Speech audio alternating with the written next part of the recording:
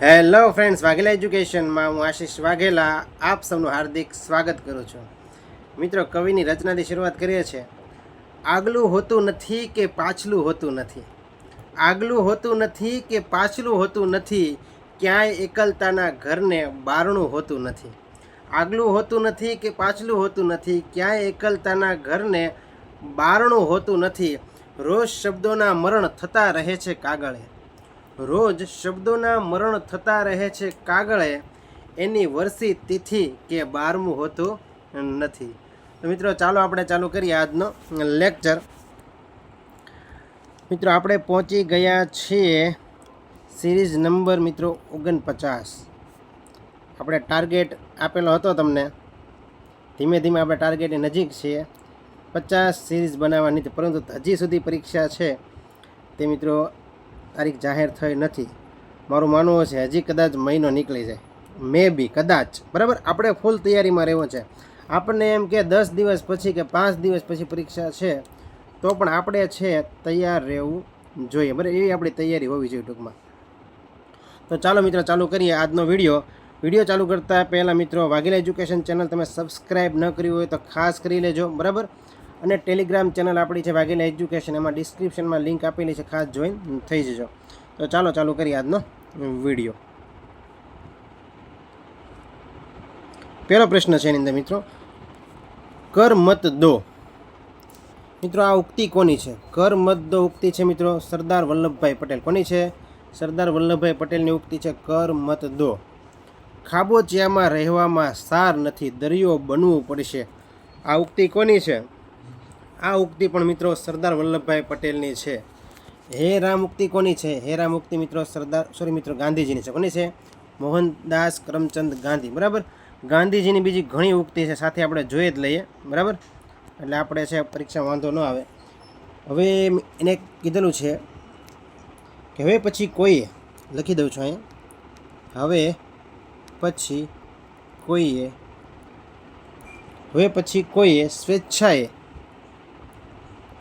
સ્વેચ્છાએ જોડણી કરવાનો અધિકાર નથી. જોડણી કરવાનો અધિકાર નથી.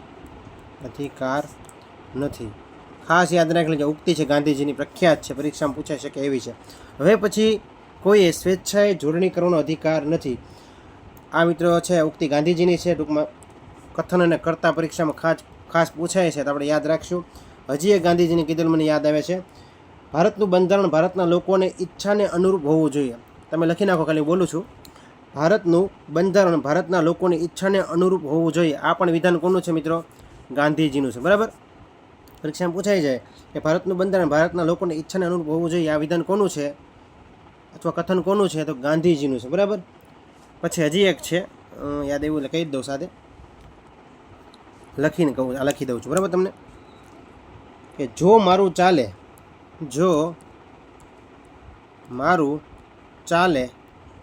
તો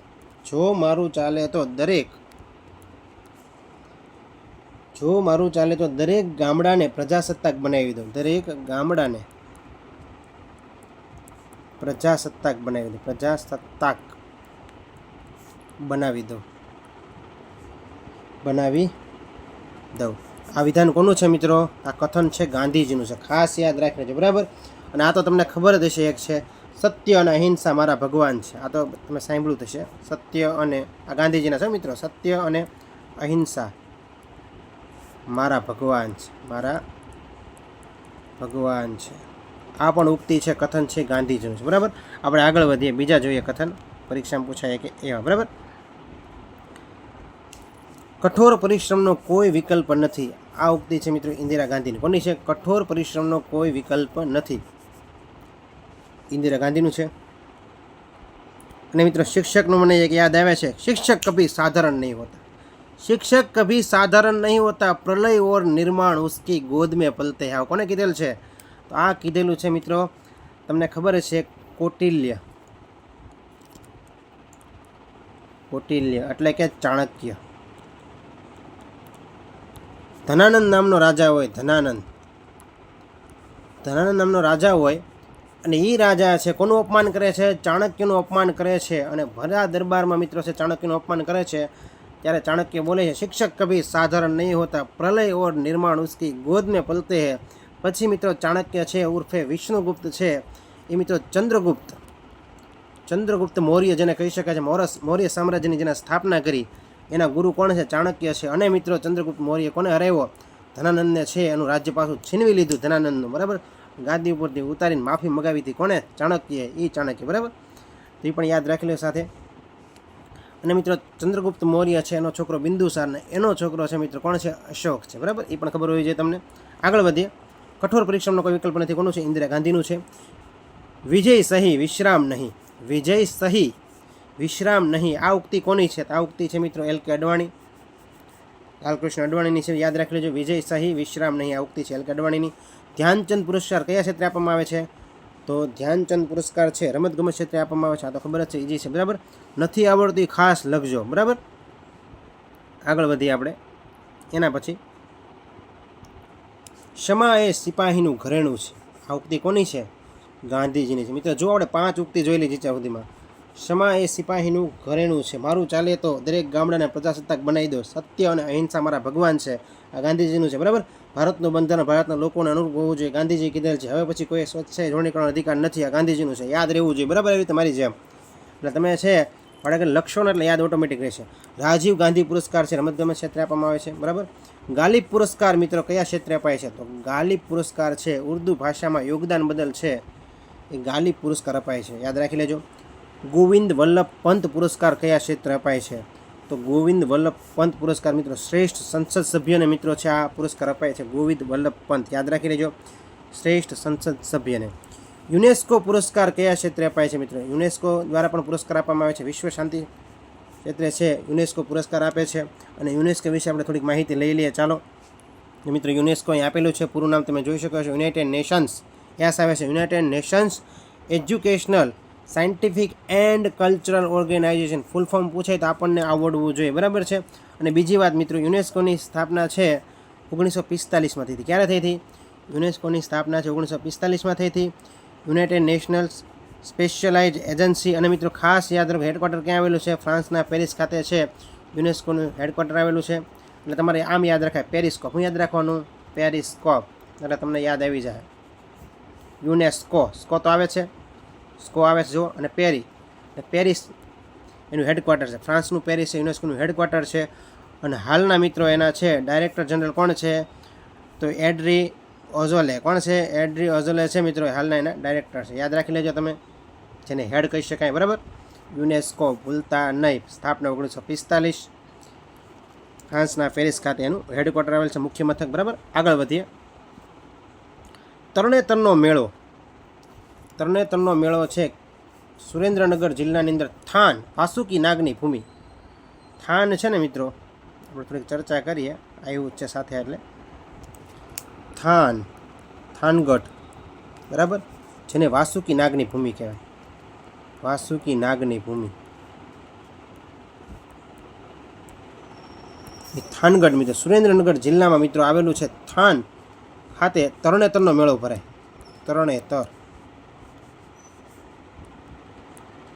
તરણેતરનો મેળો. આ તરણેતરનો મેળો એટલે મિત્રો તમને ખબર હોય, મહાભારતની સાથે સંકળાયેલો મેળો છે. આ કહેવાય તરણેતરની અંદર છે દ્રૌપદીનો સ્વયંવર, જે આપણે અર્જુને જે માછલી વીંધી હતી પાણીની અંદરથી, બરાબર છે, જોવાનું ઉપર, અને છે પાણીની અંદર માછલીની આંખ વીંધી હતી, એ સ્થળ એટલે મિત્રો દ્રૌપદીના સ્વયંવરનું સ્થળ એટલે આ તરણેતર, બરાબર. હવે તરણેતરની અંદર મિત્રો છે ત્રિનેત્રેશ્વર મહાદેવનું મંદિર આવેલું છે. ત્રિનેત્રેશ્વર મહાદેવનું મંદિર છે. દેવોનો દેવ મહાદેવ, દેવોની આગળ દૂત રૂપાળા કાયમ રહે, પણ ભેળા રાખે ભૂતિ તો કૈલાસવાળો કાગડા. એવા મહાદેવ ત્રિનેત્રેશ્વર મહાદેવનું મંદિર છે. બંધાવનાર કોણ છે? પરીક્ષામાં પૂછાય. કોણે બંધાવ્યું? કોણે આ મંદિર બંધાવ્યું? તો મિત્રો છે આ મંદિર બંધાવનાર છે લખતરના રાજવી. કોણ છે? લખતર મિત્રો. લખતર તાલુકો કહે તો સુરેન્દ્રનગર જિલ્લાનો છે, બરાબર છે. અને લખપત કહે તો કચ્છનો છે. લખતરના રાજવી છે કોણ છે? કરણસિંહજી. કરણસિંહજી લખતરના રાજવી કરણસિંહજીની પુત્રી. કોણ મિત્રો? એની પુત્રી છે કરણબા. કર્ણબાની યાદમાં છે મિત્રો એ કરણસિંહજીએ છે ત્રિનેત્રેશ્વર ભગવાનનું મંદિર છે ક્યાં બંધાવ્યું હતું? તરણેતર ખાતે બંધાવ્યું હતું, યાદ રાખી લેજો. અને તરણેતરનો મેળો છે ને મિત્રો, એ મેળો ભાતીગળ મેળો છે. કેવો છે? ભાતીગળ. પરીક્ષામાં પ્રશ્ન પૂછાય કયો મેળો ગુજરાતનો ભાતીગળ મેળો છે? તરણેતરનો મેળો છે, ભાતીગળ મેળો છે. અને મિત્રો તરણેતરના મેળોનું આયોજન ભાદરવા સુદ ચોથ, પાંચમ અને છઠથી ચાલુ થાય છે, યાદ રાખી લેજો. ભાદરવા સુદ ચોથથી ચાલુ થાય છે, ભૂલતાની ખાસ. ભાદરવો મહિનો છે, ચોથ, પાંચમ અને છઠ, યાદ રાખજો, ભૂલતા નહીં, બરાબર છે. ચોથથી ચાલુ થાય છે અને એકવાર જાજો સમય મળે તો બહુ મજા આવે એવું છે, બરાબર. અને મિત્રો અહીં ખાસ ગ્રામીણ ઓલિમ્પિકનું પણ આયોજન થાય છે. ગ્રામીણ ઓલિમ્પિકનું આયોજન પણ ક્યાં થાય છે? તમને પરીક્ષામાં પ્રશ્ન પૂછાય ગુજરાતમાં ગ્રામીણ ઓલિમ્પિકનું આયોજન ક્યાં થાય છે? તો કે તરણેતર ખાતે થાય છે મેળામાં, બરાબર. તો ભૂલતા નહીં, તરણેતર વિશે એટલી માહિતી તમને ખાસ ખબર હોવી જોઈએ. હવે આગળ વધીએ, બીજા મેળા જોઈએ આપણે, હતા ત્યાં આપણે. તરણેતરના મેળા પછી મિત્રો આવે છે શામળાજીનો મેળો. હવે મિત્રો શામળાજીનો મેળો છે અરવલ્લી જિલ્લામાં શામળાજી આવેલો છે, બરાબર છે. આ શામળાજીનો મેળો મિત્રો છે ને લાંબામાં લાંબો મેળો ગુજરાતનો 21 દિવસ ચાલે. કેટલા દિવસ ચાલે છે? 21 દિવસ ચાલે છે. શામળાજીનું મિત્રો જૂનું નામ ગદાધરપુરી છે, એ પણ ખબર હોવી જોઈએ. શામળાજીનું જૂનું નામ શું છે? ગદાધરપુરી. તો શામળાજીનો મેળો 21 દિવસ ચાલે છે, અરવલ્લીમાં આવેલ છે, મેશ્વો નદીના કિનારે, બરાબર. આગળ વધીએ, પલ્લીનો મેળો રૂપાલ ખાતે ભરાય મિત્રો. ગાંધીનગરના રૂપાલ, ક્યાં ખાતે ભરાય છે? રૂપાલ ખાતે. માતાજી છે વરદાયીની માતા. ચોખ્ખું ઘી મિત્રો ચડાવવામાં આવે છે આ પલ્લીના મેળામાં. ખૂબ જ જાણીતો મેળો છે, યાદ રાખી લેજો. અને આપણે બધા મેળાનો ઓલરેડી એક વિડીયો પણ બનાવેલો છે, એ પણ તમે સાથે જોઈ લેજો. થોડુંક રિવિઝન કરીએ છીએ. જેમ રિવિઝન કરશું, જેમ સ્વમૂલ્યાંકન કરશું, એમ આપણે વધારે યાદ રહેશે, બરાબર છે. તો સ્વમૂલ્યાંકન તો થતું રહેવું જ જોઈએ. અને મિત્રો વિડીયો ગમતો હોય ને તો થોડુંક શેર કરવાનું રાખજો. આવું ફ્રી એજ્યુકેશન તમને છે અલગ ચેનલમાં મિત્રો છે મને લાગે છે મળતું નહીં હોય તમને, કારણ કે જનરલ નોલેજની અંદર તમે પહેલેથી વિડીયો જે જોતા હશે મારા 1 થી 50 ભાગ બનવા આવી જશે. હવે એને અંદાજ આવી ગયો છે આપણું કેટલું જનરલ નોલેજ છે એ વધ્યું છે, બરાબર છે. તો ફ્રીમાં એજ્યુકેશન મળે છે તો ખાસ મિત્રો શેર કરીને રાખજો, લાઇક કરી દેજો. અને વિડીયો ગમતો હોય ને તો મિત્રો કોમેન્ટ ખાસ કરજો, બરાબર. ચિત્ર વિચિત્રનો મેળો છે સાબરકાંઠાના ગુણ ભાખરી ખાતે ભરાય. ક્યાં? ગુણ ભાખરી. ચિત્ર વિચિત્રનો મેળો, બરાબર. સાબરકાંઠાના ગુણ ભાખરી કાઢે છે, ચિત્ર વિચિત્રનો મેળો ભરાય છે. પાલોદરનો મેળો પરીક્ષામાં પૂછે. પાલોદરનો મેળો છે મહેસાણા જિલ્લામાં ભરાય, બરાબર. પાલોદર ખાતે પાલોદરનો મેળો. આગળ વધીએ. હવે મિત્રો રાજધાની છે, રાજધાની તમને બધી જ મોઢે હોવી જોઈએ, બરાબર છે. આંધ્રપ્રદેશ રાજધાની અમરાવતી છે. આ કેમ લીધું છે? તમને ઊંધું પૂછે ને તોય તમને આવડવું જોઈએ. ચેન્નઈ છે શેની રાજધાની છે? તમિલનાડુની. ચંદીગઢ છે શેની રાજધાની છે? હરિયાણા અને પંજાબ. મિત્રો હરિયાણા અને પંજાબ બંનેની રાજધાની કઈ છે? ચંદીગઢ છે. અને પંજાબ કેમ પંજાબ કહેવાય છે? કારણ કે એમાં 5 નદીનો સંગમ થાય છે. શરાબી ચીજે એટલે કે શરાવતી, રાવી, બિયાસ, ચિનાબ અને ઝેલમ, આ 5 નદીનો સંગમ થાય છે એટલે એને પંજાબ કહેવામાં આવે છે. પંજાબ અને હરિયાણાની રાજધાની કઈ છે? ચંદીગઢ છે, બરાબર. પશ્ચિમ બંગાળની રાજધાની કઈ છે? કોલકાતા. કોલકાતા શેની રાજધાની છે? તો પશ્ચિમ બંગાળની. આટલે લીધું છે કારણ કે તમે ઊંધી પણ પ્રેક્ટિસ કરી લેજો ખાસ, બરાબર. હું ઘણીવાર બુક વાંચતો હોય, ધારો કે મારી પાસે ગુજરાત પરિચય કરીને એક ચોપડી હતી, બરાબર છે. અક્ષર પબ્લિકેશનને આવે છે ઓલરેડી, અત્યારે પણ પબ્લિક છે જ તે ઓલરેડી. એટલે એ મિત્રો પબ્લિકેશન જે છે તો એ મિત્રો મેં ઓલરેડી 5 થી 6 વારી બુક વાંચેલી હતી, પરંતુ પછી મેં એ બુકને છે રિવર્સ વાંચવાની ચાલુ કરી. મને ઘણો જ ફાયદો થયો હતો, બરાબર. કોઈ પણ બુક વાંચો ને મિત્રો તમે ઊંધું પણ વાંચવાનું રાખજો ખાસ. ઊંધું પૂછે તો આપણે ભૂલી જાય. આપણે એમ કે અમરાવતી શેની રાજધાની? તો ન આવડે. પણ આમ કીધું ને આંધ્રપ્રદેશની રાજધાની કઈ છે? તો અમરાવતી આપણને આવડી છે, બરાબર. તમિલનાડુની ચેન્નઈ છે, હરિયાણાની ચંદીગઢ છે, પંજાબ હરિયાણાની એક છે. પશ્ચિમ બંગાળની રાજધાની કઈ છે? તો કોલકાતા છે. કર્ણાટકની રાજધાની બેંગ્લોર છે અથવા તો બેંગલુરુ છે, બરાબર. સિલિકોન વેલી જેને કહેવામાં આવે છે. આગળ વધીએ. અહીં મિત્રો લખેલ છે સમય બદલતા હે, કર્મ કરને વાલો કા, સોચને વાલો કા નહીં. તમે ઉદાહરણ મિત્રો અહીં જોઈ શકો છો ખાસ, બરાબર છે. એટલે કર્મ છે ને માણસ કર્મથી મહાન છે, બરાબર છે, જન્મથી નહીં. તમે તમારું કર્મ કેવું છે એ ઉપરથી મિત્રો તમને સફળતા મળે છે, યાદ રાખી લેજો. કર્મ સારું કરજો, બરાબર છે. આગળ વધીએ. ગુજરાત વર્નાક્યુલર સોસાયટીની સ્થાપના ક્યારે થઈ? ગુજરાત વર્નાક્યુલર સોસાયટીની સ્થાપના છે 1848 ક્યારે થઈ? ગુજરાત વર્નાક્યુલર સોસાયટીની સ્થાપના 1848 થઈ. ગુજરાત સાહિત્ય સભાની સ્થાપના 1904. પરંતુ તમને એમ પૂછે ગુજરાત પરિષદની સ્થાપના, તો પ ઉપરથી 5 યાદ રહી જશે. આ પ એટલે 5 એટલે કે 2005માં યાદ રહી ગયું. 2005 ગુજરાત પરિષદની પૂછે. ગુજરાત સાહિત્ય સભા કે તો 1904માં. પણ ગુજરાત પરિષદ કે મિત્રો, ગુજરાત સાહિત્ય પરિષદ, સાહિત્ય આવશે તે અહીં સભા જગ્યાએ પરિષદ મૂકી દે તો 1905 યાદ રાખી લેજો. નર્મદ સાહિત્ય સભાની સ્થાપના ક્યારે આવશે મિત્રો? તો નર્મદ સાહિત્ય સભાની સ્થાપના છે 1923માં થઈ છે. નર્મદ સાહિત્ય સભાની સ્થાપના 1923. ગુજરાત સાહિત્ય અકાદમીની સ્થાપના મોસ્ટ ઇમ્પોર્ટન્ટ ગાંધીનગર ખાતે આવેલ છે 1982માં. ગુજરાત સાહિત્ય અકાદમીની સ્થાપના છે 1982માં થયેલી છે. તો સાથે એ પણ યાદ રાખી લો, બરાબર. એના પછી આગળ જોઈએ આપણે ગુજરાત સાહિત્ય પરિષદ, જે હમણાં વાત કરી આપણે, એમ જો અહીં વાત કરેલી છે ગુજરાત સાહિત્ય પરિષદની સ્થાપના. ગુજરાત સાહિત્ય પરિષદ અમદાવાદ ખાતે આવેલી છે 1905માં એની સ્થાપના થયેલ છે. અને મિત્રો ઘણાને છે ને એને સાલ છે યાદ રહેતી નથી, બરાબર છે, સાલ યાદ રહેતી નથી. અને મિત્રો ખાસ આપણે યાદ રાખવાની છે, લખીને આ સાલ મેં લખેલી છે ને, લખીને તમારે યાદ રાખવાની છે. અને ઘણાને છે વર્ષ પણ ભૂલાઈ જાય છે. ધારો કે હું તમને થોડુંક યાદ દેવડાવું તો મફત અને ફરજિયાત શિક્ષણ, મફત અને ફરજિયાત શિક્ષણ, આ મિત્રો તમને ખબર હોવી જોઈએ 6 થી 14 વર્ષના બાળકોને છે મફત અને ફરજિયાત શિક્ષણ.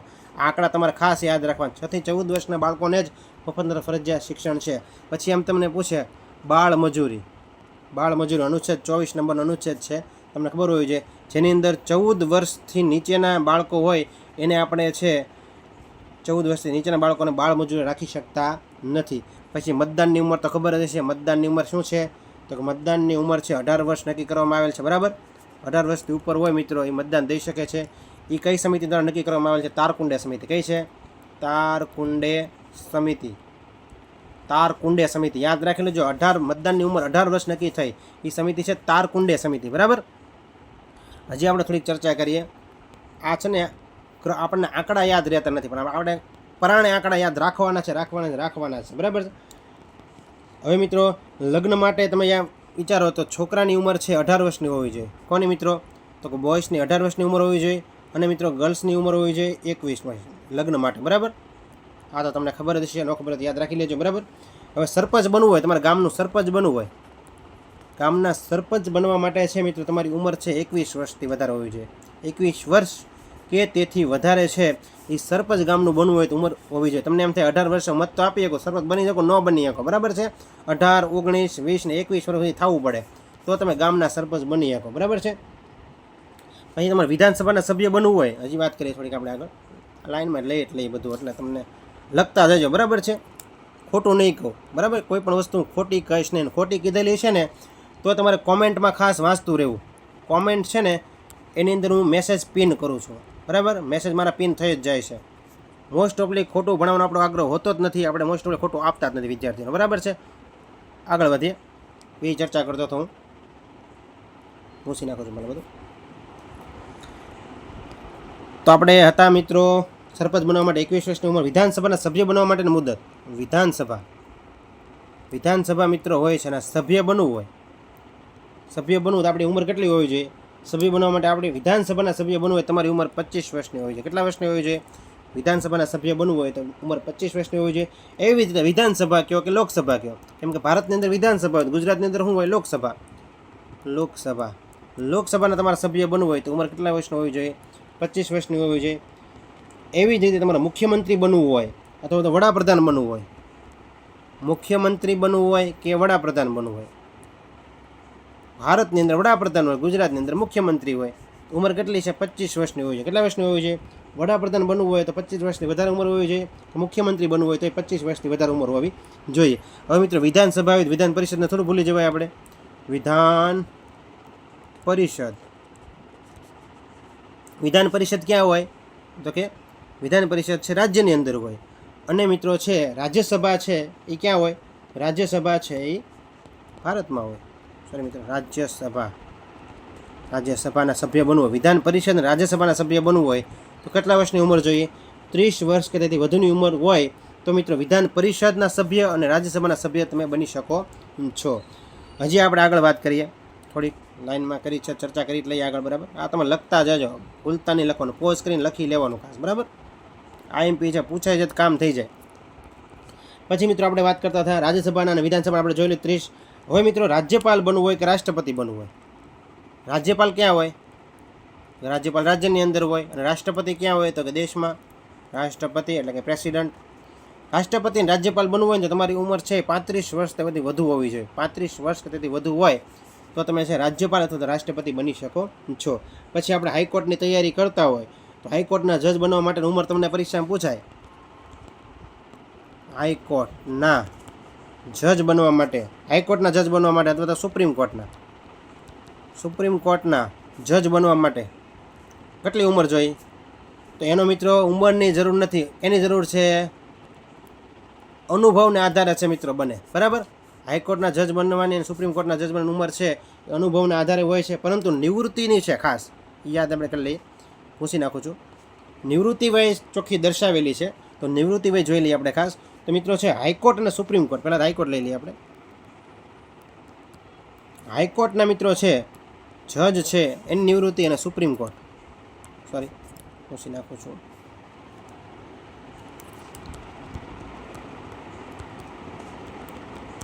સુપ્રીમ કોર્ટ હોય એના જજની નિવૃત્તિ હોય મિત્રો. આ નિવૃત્તિની વાત થાય છે. બરાબર? એ પાછું ફાઇનલ છે. તો હાઈકોર્ટના જજનો મિત્રો છે નિવૃત્તિ વય છે 62 વર્ષ છે. 62 વર્ષ છે. જ્યારે સુપ્રીમ કોર્ટના જજ નિવૃત્તિ વય મિત્રો 65 વર્ષ છે. બરાબર? બંને યાદ રાખજો. હાઈકોર્ટ છે, હાઈકોર્ટમાં 62 અને સુપ્રીમ કોર્ટમાં 65 વર્ષ નિવૃત્તિ હોય. બરાબર? પરંતુ મિત્રો બનવા માટે છે હાઈકોર્ટના જજ બનવું હોય, સુપ્રીમ કોર્ટના જજ બનવું હોય, તેની માટે શું જરૂરી છે? તમારો અનુભવ જરૂરી છે, એક્સપિરિયન્સ. બરાબર? યાદ રાખી લેજો. મજા આવે છે ને? યાદ રાખજો. પાછા મજા લેતા નહીં, યાદી પાછું રાખવાનું. ઘણા તમે જોયું ત્યાં તો પૂછાય એવું છે યાદ રહી ગયું. અત્યારે બધું યાદ રહી જાય, પરીક્ષામાં પાછું ભૂલાઈ જાય. પરીક્ષામાં પાછું રિવિઝન કરવાનું. પરીક્ષા દેવા જાવ ને 2-3 દિવસ છેલ્લા પરીક્ષાની વાર હોય, 2-3 દિવસ એક દર બધું રિવિઝન જ આપણું થવું જોઈએ. બરાબર? આગળ વધીએ. જોઈ લીધેલું છે. આગળ વધીએ. શક સંવતનો પ્રથમ મહિનો. શક સંવતનો પ્રથમ મહિનો છે મિત્રો ચૈત્ર મહિનો છે. વિક્રમ સંવતનો પ્રથમ મહિનો છે કયો છે? કારતક છે. ખાસ યાદ રાખી લો. શક કે તો ચૈત્ર અને વિક્રમ કે તો કારતક મહિનો. શક સંવતનો છેલ્લો માસ કે આનો ચૈત્ર હોય તો છેલ્લો ફાગણ જ હોય ને, ફાગણ ચૈત્ર. બરાબર? વિક્રમ સંવતનો છેલ્લો માસ કે તો આસો આવશે. કારતક ને આસો. બરાબર?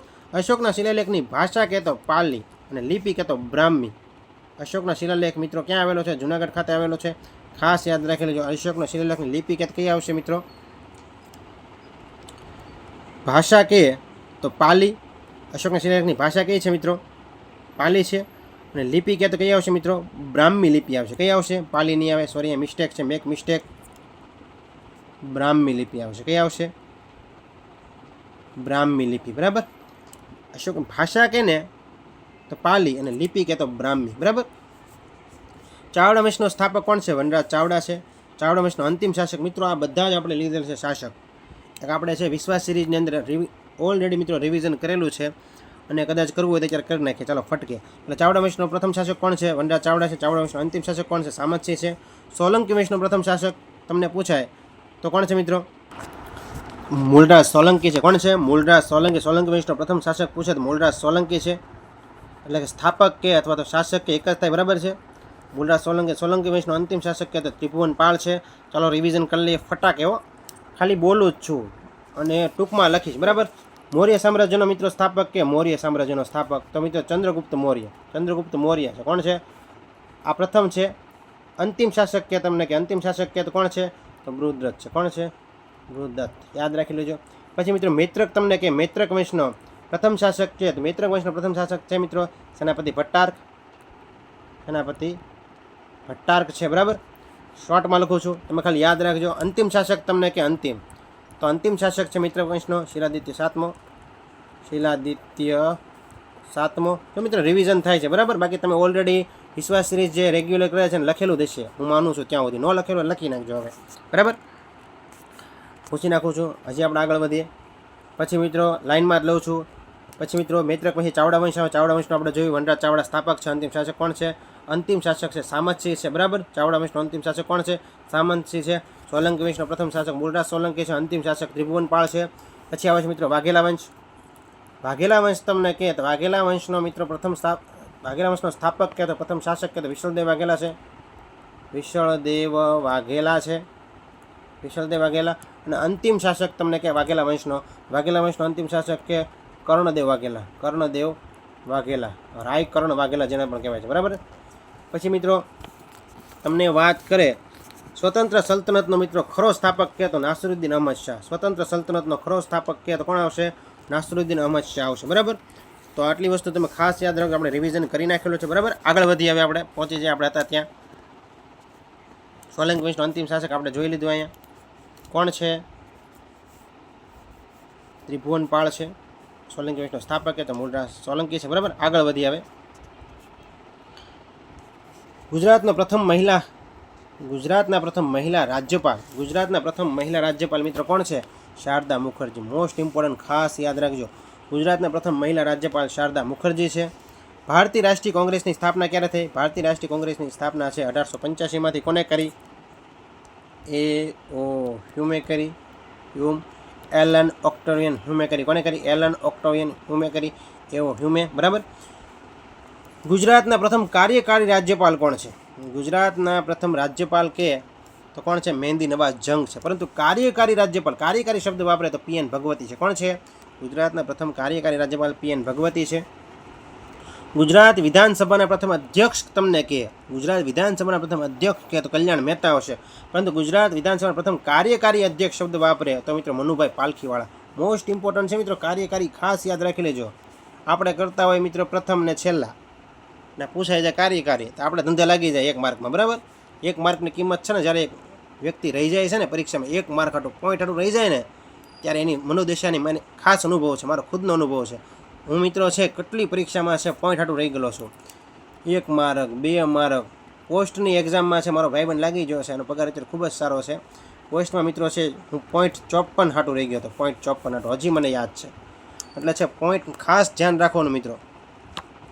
તમે છે પરીક્ષા આપતા હોય ત્યારે તમારી છે તૈયારી ફૂલ હોવી જોઈએ, બરાબર છે. આગળ વધીએ. ગુજરાત વિધાનસભા પ્રથમ કાર્યકારી અધ્યક્ષ કોણ છે? મનુભાઈ પાલખીવાળા. ચુડા તાલુકો, આપણે તાલુકા તો બધા લઈ લીધા, આવડ વાત જોઈ, તાલુકા તો ભૂલાવા જ ન છે, બરાબર છે. ગોખી જ નાખજો. સ્પેશિયલ લેક્ચર તાલુકાનો બનાવ્યો છે, એ માટે તાલુકાનો લેક્ચર છે સ્પેશિયલ આપણે બનાવેલો છે. તમે મિત્રો પ્લેલિસ્ટમાં જજો, પ્લેલિસ્ટમાં એટલે તમને બધા જ વિડીયો લેક્ચર મળી જશે, બરાબર છે. સુરેન્દ્રનગરની અંદર ચુડા તાલુકો આવ્યો છે, તાલુકાનું રિવિઝન કરીએ થોડાક સાથે. લખપત તાલુકો કે કચ્છમાં લખતર કે તો સુરેન્દ્રનગરની અંદર કાલોલ કે તો પંચમહાલમાં કલોલ કે તો ગાંધીનગરની અંદર માંડલ તાલુકો કે ક્યાં આવશે? અમદાવાદની અંદર માંડલ તાલુકો આવેલો છે. તાલુકો માટે સ્પેશિયલ લેક્ચર બનાવ્યો છે, તમને શોર્ટકટ યાદ રહી જાય એ રીતે બનાવેલો છે, જોઈ લેજો, બરાબર. આગળ વધીએ. પાન લીલું જોઈને તમે યાદ આવ્યા. પંક્તિના સર્જક કોણ છે? હરીન્દ્ર દવે. કોણ છે? હરીન્દ્ર દવે. તારી આંખનો અફીણી વેણીભાઈ પુરોહિત. આને કઈ રીતે યાદ રખાય? અફીણી આવ્યું, અફીણી, વેણી શું આવે છે? અફીણી વેણી, અફીણી વેણી એટલે આંખનું અફીણી આવે એટલે વેણી યાદ આવી જ જાય. વેણીભાઈ પુરોહિત, એ રીતે યાદ રાખવાનું. જ્યાં જ્યાં વસે ગુજરાતી ત્યાં ત્યાં સદાકાળ ગુજરાત. અર્દેશર ખબરદાર, ભૂલાવવું જ ન જોઈએ. અર્દેશર ખબરદાર. ગુણવંતી ગુજરાત, અમારી ગુણવંતી ગુજરાત. પંક્તિના સર્જક કોણ છે? અર્દેશર ખબરદાર. કોણ છે? અર્દેશર ખબરદાર, યાદ રાખી લેજો. હું માનવી માનવ થાવ તો ઘણું. પંક્તિ કોની છે? સુંદરમ પુરુષોત્તમ લુહાર, એટલે કે કોણ? સુંદરમ, બરાબર. ત્રિભુવન લુહાર, ભરૂચનો મિત્રો અહીંયા માત્ર જેનું ગામ છે, બરાબર, જન્મ થયો છે સુંદરમનો, યાદ રાખી લેજો. એના પછી આગળ વધીએ આપણે. જયપ્રકાશ નારાયણ. જયપ્રકાશ નારાયણ હવાઈ મથક ક્યાં આવેલ છે? મિત્રો જયપ્રકાશ નારાયણનું ઉપનામ છે લોકનાયક. શું કહેવાય છે? લોકનાયક. તમને પરીક્ષામાં પ્રશ્ન પૂછે લોકનાયક કોનું ઉપનામ છે? તો જયપ્રકાશ નારાયણનું છે. કોનું છે? જયપ્રકાશ નારાયણનું લોકનાયક ઉપનામ છે, યાદ રાખી જ લેજો લોકનાયક, બરાબર છે. પછી ગાંધીજીને ઘણા મિત્રો છે, કોઈ કે મહાત્મા કીધું, બાપુ કીધું, રાષ્ટ્રપિતા કીધું, જુવાન ડોસલો કીધો, અર્ધનંગા ફકીર કીધું, વર્લ્ડમેન બાઉન્ડ્રી કીધું. ગાંધીજીને ઘણા ઉપનામ આપેલા છે, એ પણ તમારે યાદ રાખવું હોય તો આપણે રિવિઝન કરી લઈએ થોડુંક. ચાલો ફટકે કરી લઈએ રિવિઝન. પહેલાં ગાંધીજીને બાપુ કોને કીધું? ગાંધીજીને બાપુ કીધેલું છે મિત્રો ઝવેરચંદ મેઘાણીએ. ઝવેરચંદ કાલિદાસ મેઘાણી. ઝવેરચંદ મેઘાણીને ગાંધીજીને છે શું કીધું? બાપુનું ઉપનામ આપ્યું. ગાંધીજીને મિત્રો મહાત્મા કોને કીધું? મહાત્મા. મહા વત્તા આત્મા. મહાત્મા કેવા સમાસ છે મિત્રો? કર્મધારય સમાસ, યાદ રાખી લેજો. મહાત્મા ગાંધીજીને કીધું છે રવિન્દ્રનાથ ટાગોરે કીધું. રવિન્દ્રનાથ ટાગોરે છે ગાંધીજીને શું કીધું છે? મહાત્મા કીધું છે, બરાબર. ટૂંકમાં રવિન્દ્રનાથ ટાગોરે છે ગાંધીજીને મહાત્મા કીધું, યાદ રાખી લેજો. પછી રાષ્ટ્રપિતા. રાષ્ટ્રપિતા, ગાંધીજીને રાષ્ટ્રપિતા કહેનાર કોણ છે? તો મિત્રો સુભાષચંદ્ર બોઝ, ઓરિસ્સાના કટકમાં જેનો જન્મ થયો છે, સુભાષચંદ્ર બોઝ. સુભાષચંદ્ર બોઝ, બરાબર, યાદ રાખી લેજો. પછી ગાંધીજીને જુવાન ડોસલો કીધું કોકે, જુવાન ડોસલો. જુવાન ડોસલો ગાંધીજીને કીધેલ છે મિત્રો કૃષ્ણલાલ સિદ્ધરાણી. કૃષ્ણલાલ શ્રીધરાણી, જુવાન ડોસલો કીધું, યાદ રાખી લેજો. બાપુ ઝવેરચંદ મેઘાણી, મહાત્મા રવિન્દ્રનાથ ટાગોર, રાષ્ટ્રપિતા સુભાષચંદ્ર બોઝ, જુવાન ડોસલો કૃષ્ણલાલ સિદ્ધરાણી. પૂછી નાખું છું, બરાબર, તમે લખી લેજો. પછી મિત્રો ગાંધીજીને વન મેન બાઉન્ડ્રી કીધું, વન મેન બાઉન્ડ્રી. ગાંધીજીને વન મેન બાઉન્ડ્રી કહેનાર છે મિત્રો માઉન્ટ બેટન. કોણ છે? Mount batten. માઉન્ટ બેટને છે ગાંધીજીને વન મેન બાઉન્ડ્રી કીધું. ગાંધીજીને અર્ધનંગા ફકીર કીધું, અર્ધનગ્ન ફકીર. અર્ધનગ્ન ફકીર ગાંધીજીને અર્ધનગ્ન ફકીર કોને કીધું? તો મિત્રો એ ચર્ચિલે કીધેલું છે, વિન્સ્ટન ચર્ચિલ. આખું નામ લખીએ, વિન્સ્ટન ચર્ચિલ. ભૂલાવું, આ તો બધું મોઢે જોવું છે, બરાબર છે, આવું તો બધું મોઢે હોવું છે. બાપુ કોને કીધું? ઝવેરચંદ કાલિદાસ મેઘાણી. રાષ્ટ્રપિતા કે રવિન્દ્રનાથ ટાગોર. મિત્રો મહાત્મા કે રવિન્દ્રનાથ ટાગોર. રાષ્ટ્રપિતા કે સુભાષચંદ્ર બોઝ, બરાબર. જુવાન ડોસલો કે તો કૃષ્ણલાલ સિદ્ધરાણી. અર્ધનંગા ફકીર કે Winston Churchill. One man boundary કે તો માઉન્ટ બેટન, બરાબર. ભૂલાવું જ ન છે. આગળ વધીએ. ક્યાં હતા આપણે? ઓકે, જયપ્રકાશ નારાયણ ઉપરથી આપણને યાદ આવ્યું, બરાબર. ગોપીનાથ બોરદોલોઈ હવાઈ મથક ક્યાં આવેલ છે? ગોપીનાથ બોરદોલોઈ એરપોર્ટ મિત્રો આવેલ છે ગુવાહાટી. ક્યાં આવેલ છે? ગુવાહાટી, અસમના ગુવાહાટી ખાતે. યાદ રાખી લેજો. ગુરુ રામદાસ આવે, ગુરુ રામદાસ યાદ આવી જાય, અમૃતસર જ હોય. બાબા સાહેબ આંબેડકર હવાઈ મથક મિત્રો ક્યાં આવેલ છે? મહારાષ્ટ્રના નાગપુર ખાતે આવેલ છે. નાગપુર મિત્રો સંતરા માટે ખાસ જાણીતો છે, બરાબર. ચૌધરી ચરણસિંહજી હવાઈ મથક ક્યાં આવેલું છે? તો ચૌધરી ચરણસિંહજી હવાઈ મિત્રો ક્યાં આવેલ છે? લખનૌમાં આવેલ છે. લખનૌ કઈ નદી કિનારે આવેલ છે? લખનૌ, સોરી મિત્રો, લખનૌ છે એ ગોમતી નદી કિનારે આવેલ છે. ગોમતી, યાદ રાખી લેજો. લખનૌ છે ગોમતી નદી કિનારે આવેલ છે. આગળ વધીએ. આ તો આપણે રિવિઝન કરેલું છે. વસ્તીની દ્રષ્ટિએ સૌથી મોટો કેન્દ્ર શાસિત પ્રદેશ કયો છે? તો વસ્તીની દ્રષ્ટિએ સૌથી મોટો કેન્દ્ર શાસિત આમ ન લખાય, શાસિત આમ લખાય, કેન્દ્ર શાસિત, બરાબર. જેમ લખાય એમ આપણે કંઈ લેવા દેવા છે નહીં, બરાબર છે. આપણે એટલું યાદ રાખો. વસ્તીની દ્રષ્ટિએ સૌથી મોટો કેન્દ્ર શાસિત પ્રદેશ કયો છે? દિલ્હી છે. વસ્તીની દ્રષ્ટિએ સૌથી નાનો કેન્દ્ર શાસિત પ્રદેશ કે? વસ્તીની દ્રષ્ટિએ સૌથી નાનો કેન્દ્ર શાસિત પ્રદેશ કે? તો લક્ષદ્વીપ છે. યાદ રાખી લો. વસ્તીની દ્રષ્ટિએ સૌથી મોટો કેન્દ્ર શાસિત પ્રદેશ કે? તો દિલ્હી આવશે. નાનો કે તો લક્ષદ્વીપ આવશે. સૌથી વધુ નગરો ધરાવતું રાજ્ય હોય તો ઉત્તર પ્રદેશ છે. સૌથી ઓછા નગરો ધરાવે તે છે મેઘાલય છે. કર્કવૃત ભારતના કેટલા રાજ્યમાંથી પસાર થાય છે? આ તો આપણે કહી નાખ્યું, બરાબર છે. 8 રાજ્યોમાંથી પસાર થાય. ચાલો કમેન્ટ કરી નાખો. હું એમ કહેતો કહી નાખ્યું એટલે બધાની કોમેન્ટ થવી છે, બરાબર છે. આ આપણને આવડે જ છે અને બધાએ કોમેન્ટ કરવાની છે. 8 રાજ્યો. આગળ વધીએ.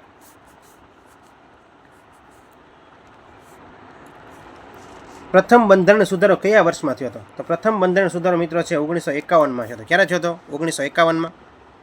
ને પરીક્ષામાં પ્રશ્ન તમને પૂછે કે પ્રથમ બંધારણ સુધારો કયા વર્ષમાં? 1951. ભૂલાવવું જ ન જોઈએ. પછી 42મો બંધારણ સુધારો 1976. મિત્રો 42મો બંધારણ સુધારો છે. 44મો બંધારણ સુધારો. પહેલાં બે જોઈ લઈએ આપણે શું કહેવા માગે છે. પહેલાં તો 42મો બંધારણ સુધારો. 42મો બંધારણ સુધારો મિત્રો ક્યારે થયો? 1976માં થયો. આ બંધારણ સુધારાની અંદર મિત્રો છે મૂળભૂત ફરજોની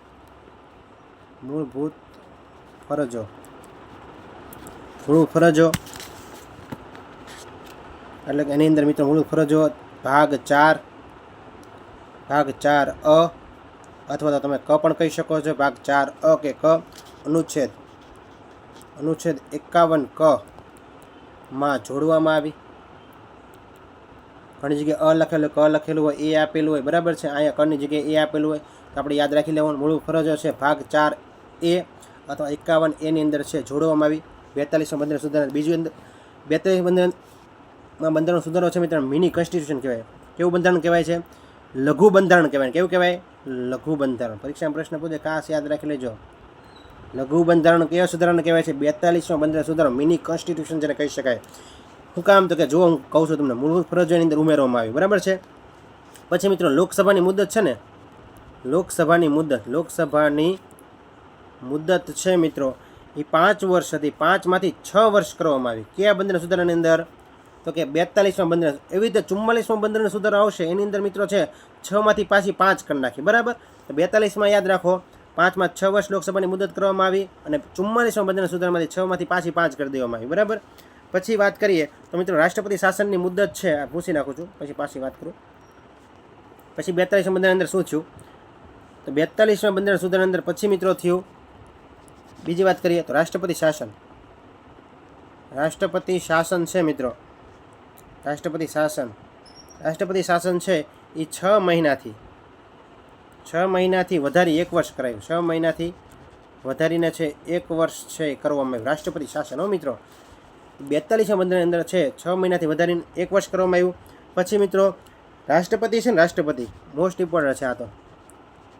રાષ્ટ્રપતિ પ્રધાનમંડળ એટલે કેબિનેટ, પ્રધાનમંડળની સલાહ અનુસાર ફરજિયાત વર્ષ છે. એટલે કે રાષ્ટ્રપતિ છે મિત્રો પ્રધાનમંડળની છે જે સલાહ કે ને એ સલાહનું મિત્રો છે રાષ્ટ્રપતિ શું કરવાનું રહેશે, પાલન કરવાનું રહેશે, એ મુજબ કામ કરશે. પ્રધાનમંડળ એમ કહી દે નક્કી કરી નાખે કામ તમારે કરવાનું છે, રાષ્ટ્રપતિ એમ કરી નાખે, બરાબર. એવું છે 42માં બંધારણ સુધારા અંદર થયું હતું. તો બધી ફરી એકવાર બધું રિવિઝન કરો, ખાલી બોલી નાખું છું. મૂળ ફરજો છે એ ભાગ 4A અને 51 કની અંદર જોડવામાં આવી, બરાબર છે, અનુચ્છેદ 51 ક, બરાબર. પછી લોકસભાની મુદત છે 5માંથી 6 કરવામાં આવી. રાષ્ટ્રપતિ શાસનની મુદત છે 6 મહિનાથી વધારીને 1 વર્ષ કરવામાં આવી. રાષ્ટ્રપતિ પ્રધાનમંડળની સલાહ અનુસાર ફરજ બજાવશે, બરાબર. આવું નક્કી કરવામાં આવ્યું. 42માં બંધારણ સુધારા, એટલું તો ભૂલતા જ નહીં ખાસ. હવે 44માં બંધારણ સુધારાની વાત કરીએ આપણે. 44મો બંધારણી સુધારો. 44માં બંધારણ સુધારો છો તો મિત્રો ક્યારે છે, તો 1978ની અંદર. પહેલાં તો આપણને ખબર જ પડી જાય છે લોકસભાની મુદત છે 6માંથી કેટલી કરી નાખી, પાછી 5 કરી. ઓલામાં 5માં 6 કરે, એમાં 6માંથી પછી 5 કરે, એક મુદત કમ્પ્લીટ જ છે આપણો. પછી મિત્રો છે મિલકતનો અધિકાર છે, મિલકતનો અધિકાર છે એ મૂળભૂત અધિકારને છે એને કેવો બનાવી દેવામાં આવ્યો, કાનૂની અધિકાર બનાવી દેવામાં આવ્યો. કાનૂની, પહેલાં મિલકતનો અધિકાર છે ને મૂળભૂત અધિકાર હતો, એને કેવો બનાવી દેવામાં આવ્યો, કાનૂની અધિકાર બનાવી દેવામાં આવ્યો. એટલે અધિકાર છે દૂર કરી દીધો અને કાનૂની બનાવી દીધો, બરાબર. પછી મિત્રો રાષ્ટ્રીય કટોકટી, મોસ્ટ ઇમ્પોર્ટન્ટ. રાષ્ટ્રીય કટોકટી સંદર્ભે મિત્રો, રાષ્ટ્રીય કટોકટી સંદર્ભે અશાંતિના સ્થાને સશસ્ત્ર વિદ્રોહ, અશાંતિ એવો શબ્દ હતો, અશાંતિના સ્થાને સશસ્ત્ર વિદ્રોહ શબ્દ ઉમેરાયા. શબ્દો છે એ એડ છે, બરાબર, ઉમેરાયા. આટલી વસ્તુ યાદ રાખો. મિલકતનો અધિકાર છે, મૂળભૂત અધિકાર છે દૂર કરવામાં આવ્યો અને કાનૂની બનાવી દેવામાં આવ્યો. લોકસભાની મુદત 6 વર્ષમાંથી 5 વર્ષ કરી દેવામાં આવી. અને મિત્રો રાષ્ટ્રીય કટોકટી સંદર્ભે છે આંતરિક અશાંતિ શબ્દ વાપરતા ત્યાં કયો શબ્દ વાપરવાનો છે, સશસ્ત્ર વિદ્રોહ શબ્દ વાપરવાનો છે. આવું 44માં બંધારણ સુધારો 1978માં વાત થયેલી છે. પછી આપણે ક્યાંક કયો સુધારો હતો જોઈ લઈએ, થોડું રિવિઝન કરી નાખી બધું, બરાબર. પછી મિત્રો છે 52મો બંધારણ સુધારો 1985. મિત્રો 52મો બંધારણ સુધારો 1985 છે એની અંદર વાત થઈ છે પક્ષ પલટા વિરોધી કાનૂન. પક્ષ પલટા લખું છું અહીંયા, પક્ષ પલટા વિરોધી કાનૂન છે, બરાબર. પક્ષ પલટા વિરોધી છે, ઘણા પાર્ટી ફેરવી નાખી. પાર્ટી મિત્રો છે આ કાનૂન મુજબ છે, પાર્ટી તમે ફેરવી શકો છો, બરાબર છે. નેતાઓ બધા ફેરવે નહીં. 52મો બંધારણ સુધારો 1985 ભૂલતાની પક્ષ પલટા વિરોધી કાનૂન છે, બરાબર. પછી મિત્રો આવે છે 69મો બંધારણ સુધારો 1991માં જે થયેલો છે એની અંદર મિત્રો છે દિલ્હી જે છે રાષ્ટ્રીય રાજધાનીનો પ્રદેશ બનાવ્યો, દિલ્હીને છે રાષ્ટ્રીય રાજધાનીનો પ્રદેશ બનાવ્યો. અને મિત્રો 70 સભ્યોની વિધાનસભા છે દિલ્હીની અંદર બની. આ 91મો બંધારણ સુધારો એવું કહે છે, બરાબર છે. યાદ રાખી લો, સાથે એ પણ લખી લેજો. હું બોલ્યો ફરી બોલું, દિલ્હીને રાષ્ટ્રીય રાજધાની પ્રદેશ બનાવાયો અને તેની અંદર છે 70 સભ્યોની વિધાનસભા છે એ બનાવાય, બરાબર, દિલ્હીની અંદર. આ 69મો બંધારણ સુધારો દિલ્હીને લગતો છે ટૂંકમાં. આગળ વધીએ.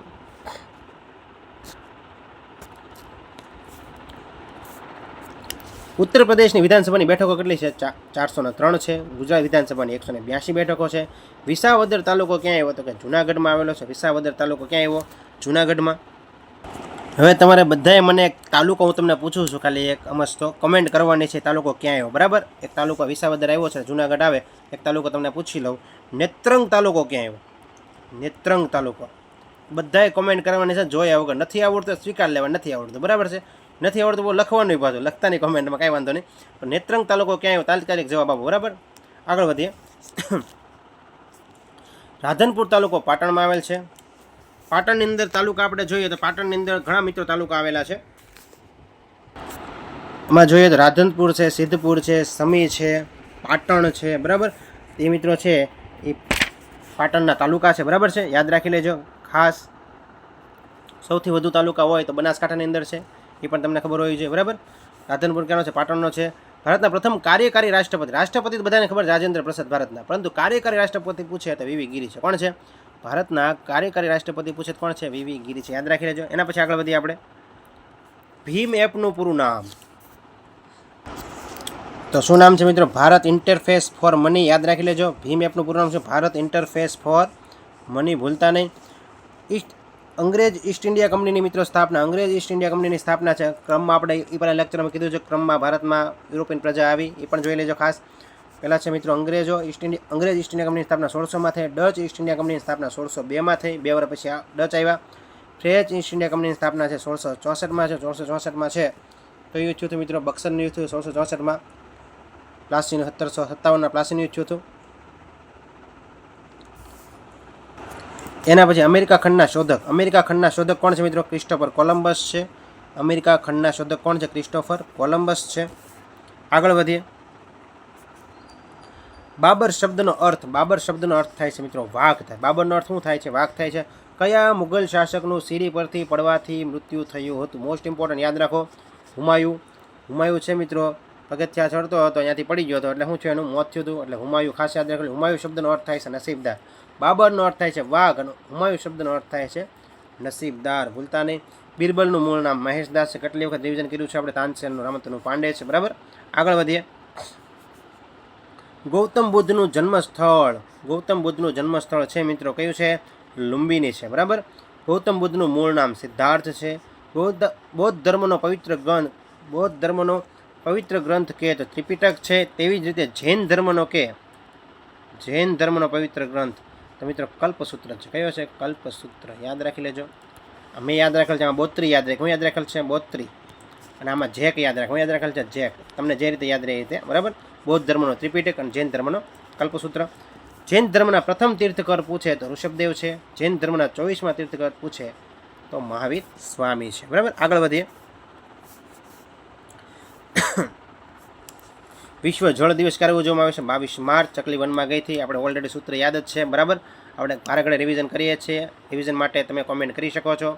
માટે બીજા વિદ્યાર્થીઓ ન આવડતો હોય તો કોમેન્ટ જોઈને છે રિવિઝન કરી શકે છે. બધા જ કોમેન્ટ કરજો. આપણે 1 થી 2 વાર વિશ્વ સિરીઝની અંદર આ રિવિઝન કરેલું છે, બરાબર. ભારતીય વાયુસેના દિવસ છે 8 ઓક્ટોબર ઉજવાય છે. સંયુક્ત રાષ્ટ્ર દિવસ છે 24 ઓક્ટોબર. વિશ્વ વિકલાંગ દિવસ, આ પરીક્ષા ઓલરેડી એકવાર પૂછાઈ ગયેલો છે, 3 ડિસેમ્બર, યાદ રાખી લેજો. વિશ્વ વિકલાંગ દિવસ. ભારતીય નૌસેના દિવસ, ભારતીય વાયુસેના દિવસ કહેતા 8 ઓક્ટોબર. નૌસેના દિવસ કહે તો 4 ડિસેમ્બર, યાદ રાખી લેજો, ભૂલતા નહીં, બરાબર છે. આગળ વધીએ. વાંસદા રાષ્ટ્રીય ઉદ્યાન, આપણે રાષ્ટ્રીય ઉદ્યાન માટેનો છે મિત્રો ઓલરેડી વિડીયો બનાવેલો છે. ગુજરાતના અને ભારતના બંને આવી જાય છે, બરાબર, જોઈ લેજો. નવસારી આવેલ છે વાંસદા. નવસારી ખાતે બરડા અભયારણ્ય ક્યાં આવેલ છે? બરડા અભયારણ્ય છે મિત્રો રાણાવા પોરબંદર ખાતે આવેલ છે. બરડો ડુંગર, બરાબર. ઝંડુ ભટ્ટ છે એને ઓલરેડી છે ભાડાપટ્ટે રાખેલો હતો બરડો ડુંગર, બરાબર. રાણાવા પોરબંદર ખાતે આવેલ છે. પન્નિયા અભયારણ્ય ક્યાં છે? ધારી અમરેલી ખાતે પન્નિયા અભયારણ્ય. થોળ પક્ષી અભયારણ્ય છે કડી મહેસાણા ખાતે આવેલ છે. સુલ પાણેશ્વર કે અથવા ડેડિયાપાડા અભયારણ્ય કે ક્યાં આવેલ છે? નર્મદા જિલ્લાની અંદર આવેલ છે, યાદ રાખી લેજો. બરડીપાડા કે તો ડાંગ, ડેડિયાપાડા કે નર્મદા, બરડીપાડા કે ડાંગ, જલદાપાડા કે તો પશ્ચિમ બંગાળમાં અભયારણ્ય, બરાબર. આગળ વધીએ. 1 મીટર એટલે કેટલા સેન્ટીમીટર થાય? 100 સેન્ટીમીટર થાય. 1 મીટર એટલે 100 સેન્ટીમીટર. 1 માઇલ એટલે કેટલા કિલોમીટર થાય? તો 1.609 કિલોમીટર. આવું પૂછાય છે તો કામ થઈ જાય, યાદ રાખી લેવું, બરાબર છે. 1 માઇલ એટલે મિત્રો કેટલા કિલોમીટર થાય? તો 1.609 કિલોમીટર થાય છે. 1 વાર બરાબર 3 ફૂટ થાય. 1 વાર બરાબર કેટલા ફૂટ થાય? 3 ફૂટ થાય. 1 એકર બરાબર છે કેટલા વાર થાય? 4840 વાર થાય. 1 એકર બરાબર 4840 વાર થાય. 1 વાર બરાબર છે એ કેટલા મીટર થાય? તો 0.914 મીટર થાય. 1 વાર બરાબર 0.914 મીટર થાય છે, બરાબર. મિત્રો વિડીયો ગમ્યો હોય ચેનલ લાઇક કરો, શેર કરો અને સબસ્ક્રાઇબ કરો, જેથી આવનારી અપડેટ તમને સમયસર મળતી રહે. Thank you friends.